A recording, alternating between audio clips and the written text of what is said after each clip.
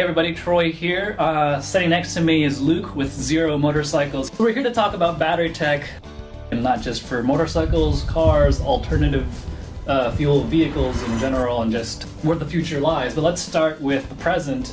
Tell the world what it is you've done with the current battery system in the current lineup of Zero Motorcycles. When I began in 2011, the bikes carried enough battery for something like 40 miles of range. In my first iteration, we went up by a factor of something over 2x, and then my next iteration we went up by a factor of close to 2x again, and over 2x on the dirt platform.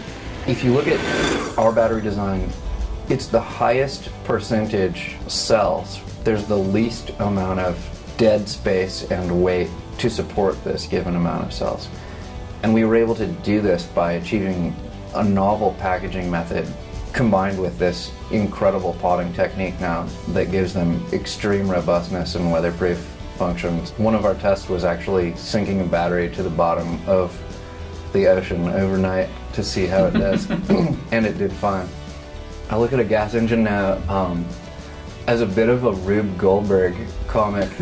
Like if you want to follow the energy path, you follow it from the fuel tank through the fuel pump to the fuel line, and then to the injector, and then you've got this valve system that opens, and it's got cams supporting it to control it, and springs that you rely on to close this, and then you take in some mixture and you compress it and burn it, and then as a byproduct of this thermal expansion when it's coming down, you get to cool that mixture and extract some relatively small, almost like a byproduct, becomes torque. And then you take this torque, and since this device can't natively produce torque from a start, that's why you have to have a starter motor or kick it to even get it to work at low speed. So you have to limp this through systems like a clutch and a transmission to even get functional performance.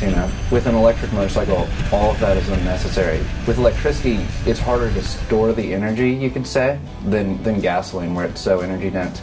But what you get to do with it is transform that electrical energy into the amount of torque you want over the speed range you want, simply by designing a motor to support that. So if you want 500 foot-pounds of torque or something, you can do that with an electric motor just by designing the right motor. If you want milder performance, you can do that too. There's no theoretical cap limit on electric motor performance. There's some electrostatic motors that run in vacuums that are greater than 99%. If you have the right engineering, you can remove most all of those parasitics. Nominal is the energy that you could get out of the pack if you didn't have voltage sag. It's kind of like your best case scenario. The max rating is based off of some IRS code policy on how to measure electric vehicle battery pack capacity for the purposes of getting some kind of tax rebate or something. It has no bearing on the energy that you get out of the pack. It just is because perhaps someone at the IRS didn't know better. So can you talk more about just the chemical makeup that we currently are looking at?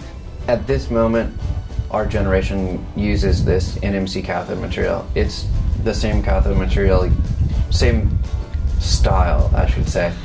Everyone uses different ratios and everyone uses different particle geometries, which have tremendous effects on performance.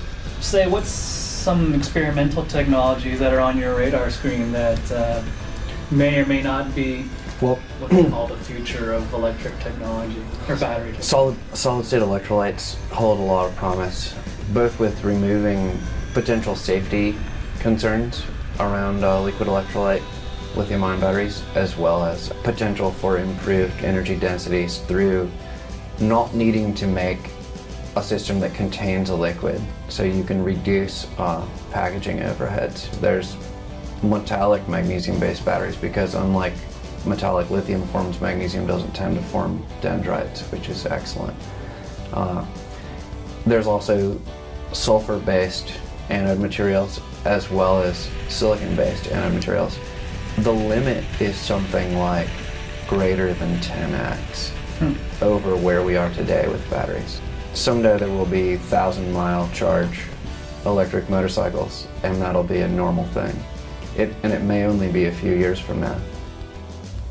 There's a lady called, I think her name is Anne-Marie Satke, and she has a battery company called something like Satke 5 or something. She has working solid state laminated film battery cells, or at least she's claimed, I haven't been able to get a sample yet, that are over 1,000 watt-hours per kilogram. That's a pretty exciting one because she's claiming she's already got a next-gen working scalable system.